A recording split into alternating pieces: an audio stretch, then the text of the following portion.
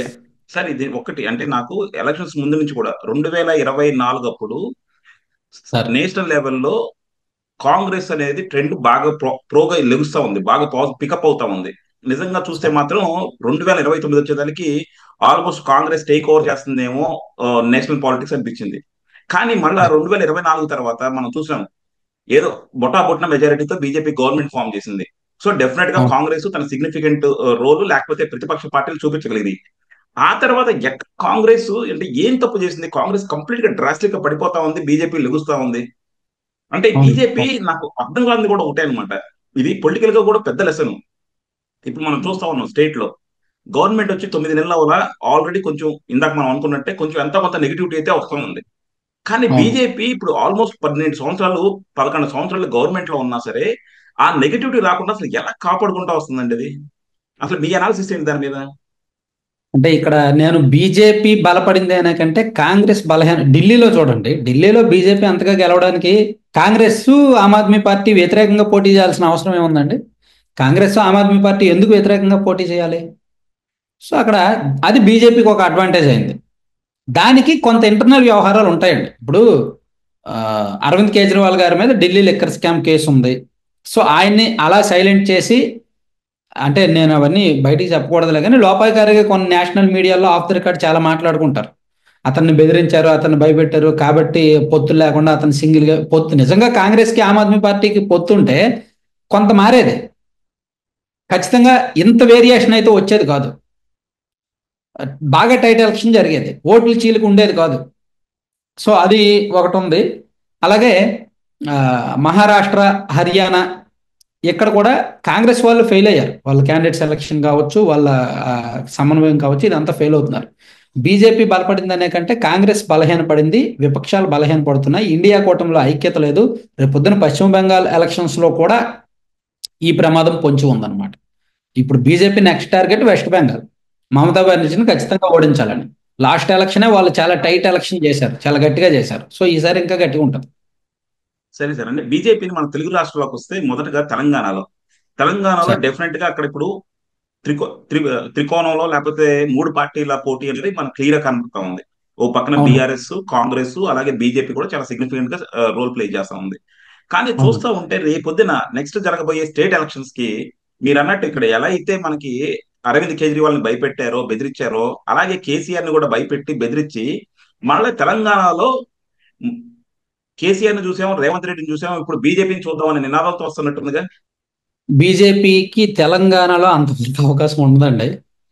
ఆ, అంటే తెలంగాణలో బీజేపీకి కొన్ని జిల్లాలే పరిమితం. వాళ్ళు ఎంతసేపు ఈ జిహెచ్ఎంసీ లిమిట్స్ లో కావచ్చు, అర్బన్ ఏరియాస్ లో కరీంనగర్ కావచ్చు, వరంగల్ కావచ్చు, కొన్ని జిల్లాలే పరిమితం. ఇప్పుడు తెలంగాణ అనేసరికి ఆదిలాబాదు, నిజామాబాదు, మహబూబ్ నగరు, ప్లస్ ఇటువైపు నల్గొండ, అంటే పూర్తిగా తెలంగాణలో బీజేపీ బలం పూర్తిగా లేదు. ఓవరాల్ గా కానీ నూట పూర్తిగా పంతొమ్మిది నూట పూర్తి పంతొమ్మిది పూర్తిగా నియోజకవర్గాలు. ఆ, సార్. పూర్తిగా లేకపోవచ్చు కానీ తెలుగుదేశము జనసేన సపోర్ట్ తో, అంటే తెలుగుదేశానికి ఎంత లేదనుకున్నా సరే కొన్ని కొన్ని కీ ఏరియాస్ లో మంచి సపోర్టే ఉంది. సో అవును. అవి కనుక కొద్దిగా ఫ్యాక్టర్ యాడ్ అయ్యి జనసేన ఫ్యాక్టర్ యాడ్ అయితే సెంట్రల్ లో కొంచెం స్ట్రాంగ్ గా బీజేపీ అవుతుందేమో తెలంగాణ ఎలక్షన్స్ లో అనిపిస్తుంది సార్. ఉండకపోవచ్చండి. అంటే తెలంగాణలో ఎప్పుడైనా రూట్స్ ఇంపార్టెంట్. ఐ మీన్ మీరు అన్నట్టు BJP, I mean TDP, BJP, Janasena మూడు ఉంటే టీడీపీ వలన కొంత ఓట్ బ్యాంక్ కలిసి వస్తుంది.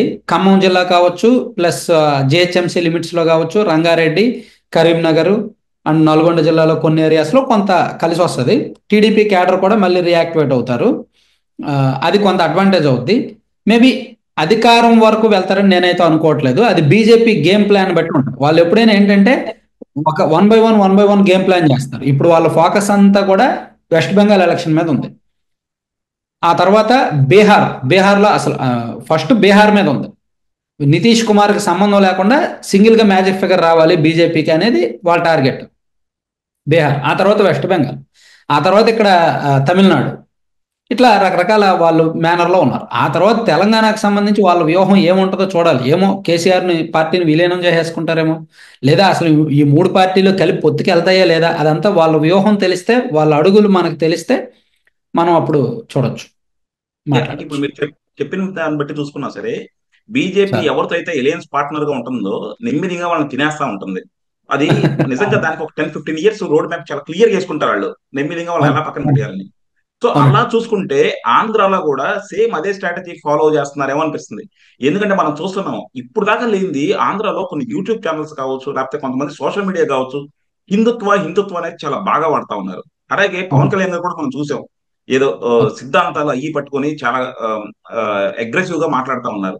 సో పవన్ కళ్యాణ్ ముందు పెట్టుకొని బీజేపీ ఏదో గేమ్ ఆడుతా ఉంది, నెమ్మదిగా స్లోగా ఏదో ఒక రోజు తెలుగుదేశాన్ని తినేస్తుందేమో కూడా అనిపిస్తా ఉంది. అంటే ఈ రోజుగా ఆపవచ్చు, డౌన్ ద లైన్ 10-15 ఇయర్స్ లో.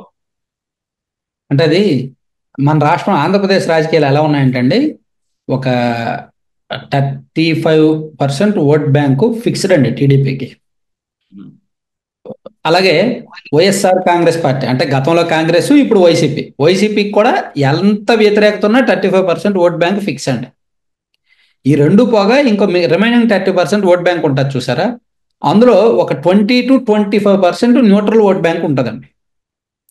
మీరు మిగిలిన మీరు మీరు మా జనసేనకు 10% కూడా ఇవ్వట్లే. అదే మిగిలిన 5-10% జనసేన బీజేపీ ఆ మధ్య. సో జనసేన అనేది మనం ఏ బేస్ని తీసుకోవాలి, వాళ్ళ ఓట్ బ్యాంకు 2019లో వాళ్ళకి వచ్చిన ఓట్ బ్యాంక్ 6%, 2024 వచ్చేసరికి పూర్తిగా కంప్లీట్గా 100% సీట్లు గెలిచారు. ఎక్కడెక్కడ పోటీ చేశారు అన్నీ గెలిచారు, భారీ మెజార్టీలతో గెలిచారు. సో అది వాళ్ళ సింగిల్ ఓట్ బ్యాంక్గా మనం తీసుకోకూడదు కదా. మూడు పార్టీలు కలిస్తేనే గెలిచారు. ఈవెన్ టీడీపీ వాళ్ళకి అంత మెజారిటీలు వచ్చినా అలా గెలిచినా మూడు పార్టీలు కలిస్తేనే వచ్చాయి. కాబట్టి ఇక్కడ జనసేన పార్టీని మనం సింగిల్ పర్సంటేజ్ అనేది ఇప్పుడే ఇప్పుడే లెక్కైకూడదు.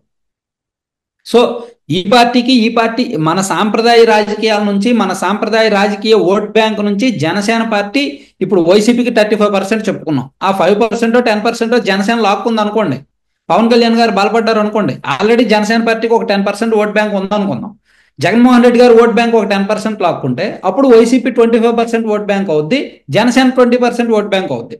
అలాగే టీడీపీకి ఉన్న 35% ఓట్ బ్యాంక్ లో జనసేన పార్టీ లాక్కుంటే టీడీపీ 30% అవుద్ది, జనసేన 25, ఈ వైసీపీ 25 అవుద్ది. అట్లా పవన్ కళ్యాణ్ గారు లాక్కునే ఓట్ బ్యాంక్ని బట్టి ఉంటుంది. అలా లాక్కునే ఓట్ బ్యాంకు ఎప్పుడు మనం క్యాలిక్యులేట్ చేయగలం, ముక్కోన పోటీ జరగాలి. ముక్కోన పోటీ జరిగినప్పుడు పవన్ కళ్యాణ్ గారు ప్లస్ బీజేపీ కలిసి పోటీ చేసినా పర్లా, బీజేపీని పెద్దగా మనం పరిగణలోకి తీసుకోక్కర్లేదు. సో అలా ముక్కోన పోటీ జరిగినప్పుడు వాళ్ళకి వచ్చే ఓట్ బ్యాంక్ తీసుకోవాలి. 2019 ఎలక్షన్స్ మనం వదిలేయచ్చు, అవి ఒక గాలి ప్రకారం జరిగాయి. ఈవెన్ 2024 ఎలక్షన్స్ కూడా మనం వదిలేయచ్చు, ఇవి కూడా ఒక గాలి ప్రకారం జరిగాయి. 2019లో జగన్ కావాలని, 2024లో జగన్ వద్దని జరిగాయి. సో టైం ఉంది, పవన్ కళ్యాణ్ గారి పార్టీని మనం అప్పుడే ఎస్టిమేట్ చేయడానికి టైం ఉంది. కానీ ఒకటి మాత్రం నిజం, పవన్ కళ్యాణ్ గారు చాలా వ్యూహాత్మకంగా వెళ్తున్నారు, చాలా ప్లాన్డ్గా వెళ్తున్నారు. సో మేబీ నెక్స్ట్ ఎలక్షన్ వాళ్ళు సింగిల్గా పోటీ చేసినా మంచి రిజల్ట్ వచ్చేలాగానే దానికి సంబంధించి సమాయత్తం బ్యాక్ అండ్ ప్లాన్స్ అయితే చేసుకుంటున్నారు అన్ని రకాలుగా. ఒకవేళ ఓకే. పొత్తులో ఉన్నా సరే గట్టిగానే ఉంటాయి సీట్లు ఈసారి.